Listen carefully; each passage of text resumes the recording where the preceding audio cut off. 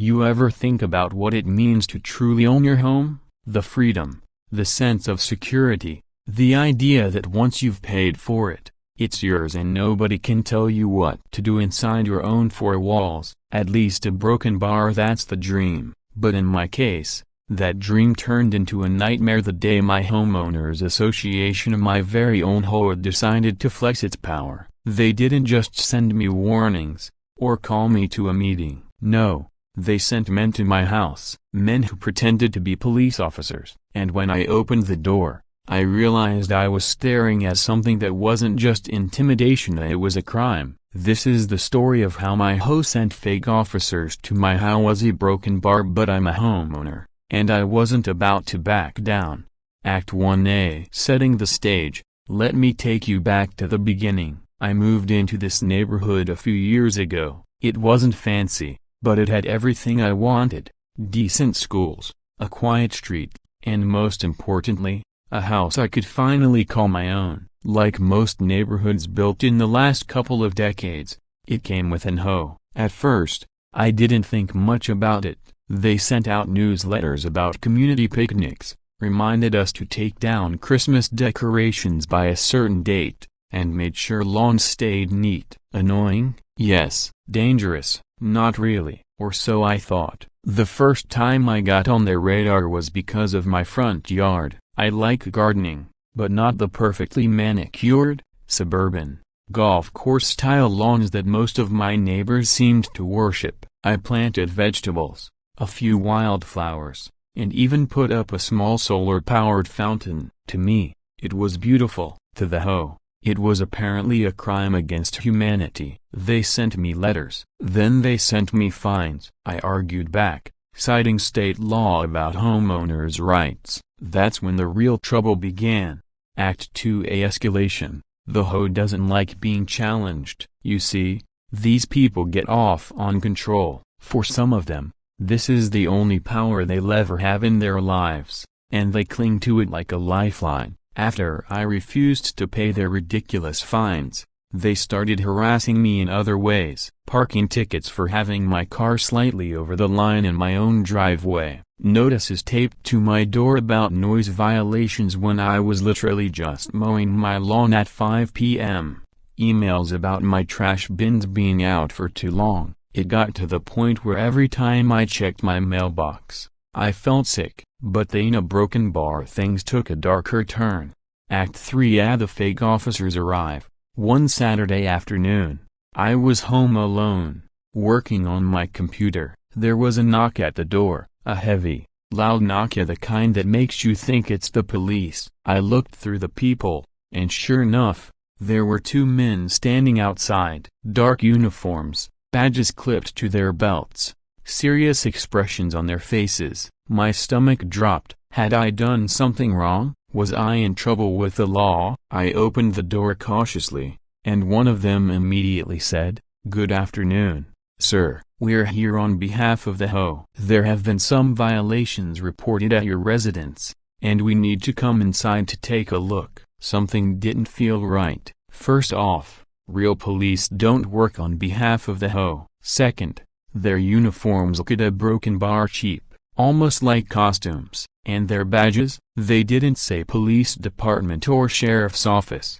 They just had shiny emblems with the word security. I asked to see official ID. They hesitated. One of them pulled out a card that literally looked like it had been printed at Staples. That's when I knew they weren't real cops. Act 4A. Standing my ground. Now, a lot of people might have panicked in that situation. Fake cops showing up at your door is terrifying. But here's the thing, I'm a homeowner, and I know my rights. I told them flat out, "You're not law enforcement, you're trespassing. Leave my property now." They didn't like that. The taller one tried to step forward, blocking the door with his boot. "Sir, if you don't comply, we'll have to escalate this. We can bring in backup." That's when I pulled out my phone. "Great," I said, "because I'm calling the actual police right now." You should have seen their faces. The color drained out instantly. The tough guy act vanished. Within seconds, they muttered something about just trying to keep the neighborhood safe and walked. No, ran back to their car, and yes, it was just a regular unmarked sedan, no lights, no decals, nothing. I stood there, shaking with adrenaline, realizing what had just happened. My HOA had literally sent fake officers to intimidate me. Act 5. The aftermath. Of course, I reported the incident. I called the real police, gave them descriptions, even handed over footage from my doorbell camera. The officers who showed up took it seriously. Impersonating law enforcement is a felony. When the cops left, I sat down and started connecting the dots. Who had the motive? The HOA board. Who had been escalating against me? The HOA board. Who else would want to scare me into submission? Nobody. I knew I had them cornered, but the HOA didn't back down. Instead, they doubled down. They sent more letters, threatening liens on my house. They accused me of being a disruptive neighbor. They even spread rumors about me in the community Facebook group, saying I was hostile and dangerous. It was surreal. One day, I was just a guy growing tomatoes in his front yard. The next, I was the neighborhood villain. Act 6. The turning point. Here's the thing about bullies.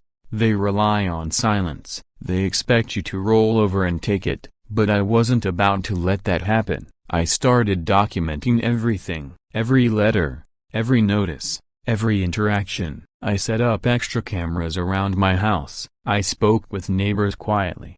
And to my surprise, a lot of them admitted they'd been harassed too, but they were too scared to fight back.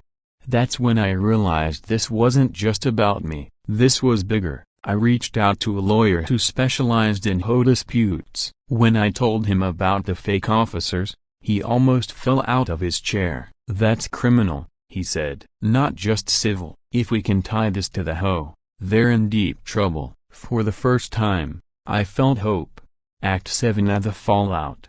The investigation took months, but slowly, the truth came out. The fake officers weren't random guys. They were hired by the HOA president's brother-in-law, who ran a shady private security company. The whole thing was a setup to scare me into compliance. When the case finally reached the local news, it exploded. Homeowners Association sends fake cops to residents' house was plastered across headlines. Reporters camped outside the neighborhood. Other homeowners came forward with stories of harassment. The HOA board scrambled, trying to save face, but it was too late. The president resigned. Several board members were investigated, and me, I became something of a local hero for standing up to them.